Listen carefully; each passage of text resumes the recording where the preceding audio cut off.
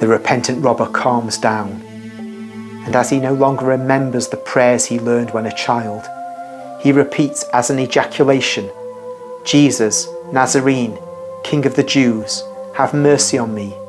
Jesus, Nazarene, King of the Jews, I hope in you. Jesus, Nazarene, King of the Jews, I believe in your divinity." The other robber continues cursing. The sky becomes duller and duller. Now the clouds hardly ever open to let the sun shine. On the contrary, they cluster on top of one another in leaden, white, greenish strati. They disentangle according to the caprices of a cold wind, which at times blows in the sky, then descends to the ground, and then drops again. And when it drops, the air is almost more sinister, sultry, and dull than when it hisses, blowing, biting, and fast. The light, previously exceedingly bright, is becoming greenish, and faces look strange. The profiles of the soldiers under their helmets and in their armour, which were previously shining and have now become rather tarnished in the greenish light and under an ashen grey sky, are so hard that they seem to be chiselled. The Judeans, the complexion, hair and beards of whom are mostly brown, seem drowned people, so wan are their faces. The women look like statues of bluish snow because of their deadly paleness, which is accentuated by the light. Jesus seems to be turning ominously livid because of a beginning of putrefaction, as if he were already dead. His head begins to hang over his chest. His strength fails him rapidly. He shivers, although he's burning with fever. And in his weakness, he whispers the name that so far he has only uttered in the bottom of his heart. Mother, Mother. He murmurs it in a low voice, like a sigh, as if he were already lightly delirious, and thus prevented from holding back what his will would not like to reveal. And each time Mary makes an unrestrainable gesture of stretching her arms as if she wished to succour him. And the cruel people laugh at such pangs of him who is dying and of her who suffers agonies. Priests and scribes climb up again as far as the shepherds, who, however, are on the lower open space. And as the soldiers want to drive them back, they react, saying, "Are these Galileans staying here? We want to stay here as well, as we have to ascertain that justice is done to the very end. And from afar, in this light, we cannot see." In fact, many begin to be upset by the light that is enveloping the world, and some people are afraid.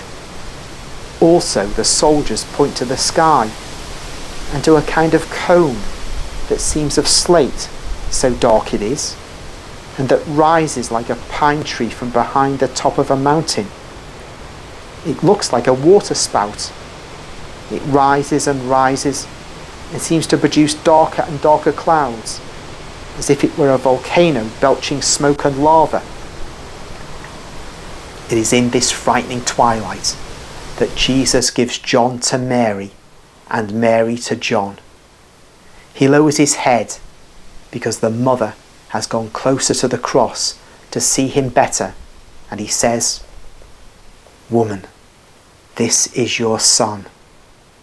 Son, this is your mother." Mary looks even more upset after this word, which is the will of Jesus, who has nothing to give his mother but a man.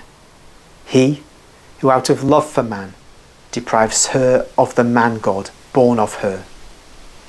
But the poor mother tries to weep only silently, because it is impossible for her not to weep.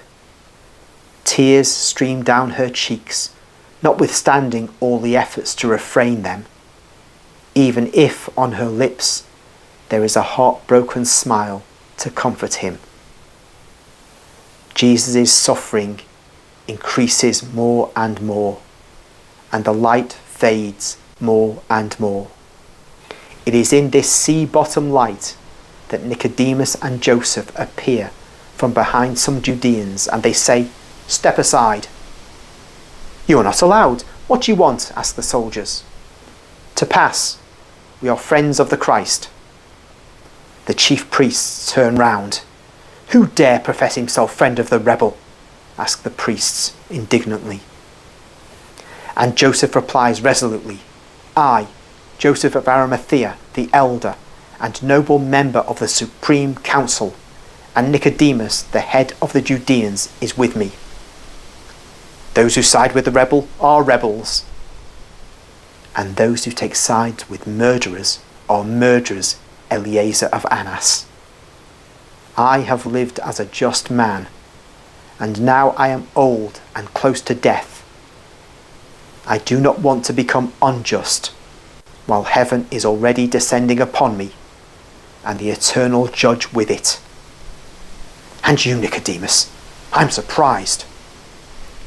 So am I, and of one thing only, that Israel is so corrupt that you cannot even recognize God anymore.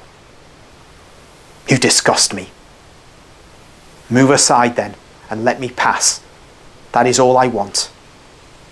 To become even more contaminated?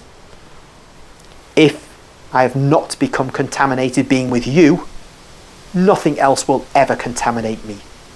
Soldier, here is the purse and my pass." And he gives the decurion who is closest to him a purse and a waxed board.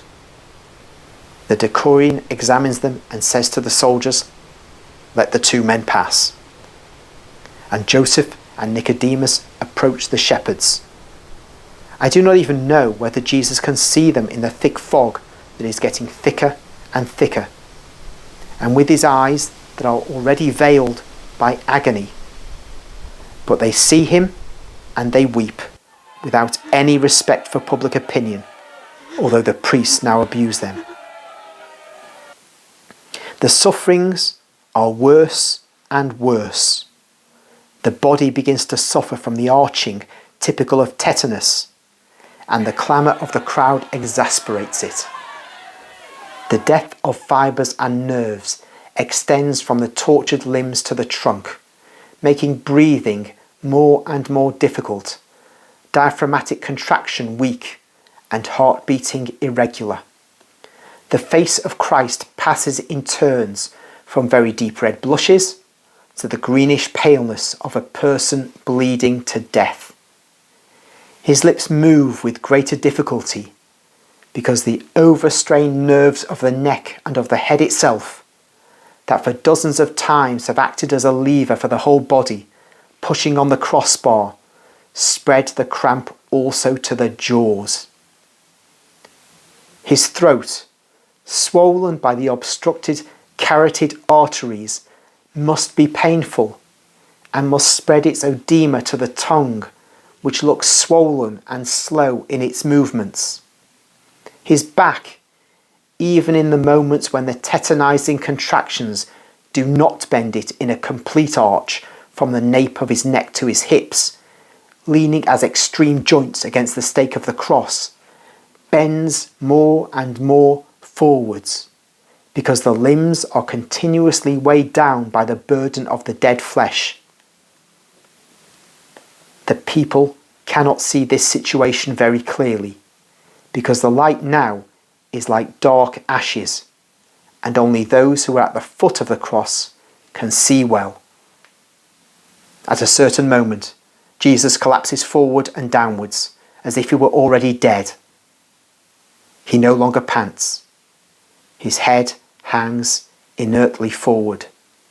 His body, from his hips upwards, is completely detached from the cross, forming an angle with its bar. Mary utters a cry, "He is dead!" A tragic cry that spreads in the dark air, and Jesus seems really dead. Another cry of a woman replies to her, and I see a bustle in the group of the women. Then some 10 people go away holding something, but I cannot see who goes away so. The foggy light is too faint. It looks as we are immersed in a cloud of very dense volcanic ash. It is not possible, shout some of the priests and of the Judeans. It is a simulation to make us go away. Soldier, prick him with your lance. It is a good medicine to give his voice back to him.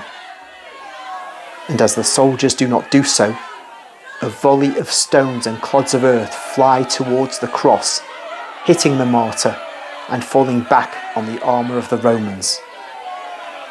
The medicine, as the Judeans say ironically, works the wonder. Some of the stones have certainly hit the target, perhaps the wound of a hand or the head itself, because they were aiming high. Jesus moans pitifully and recovers his senses.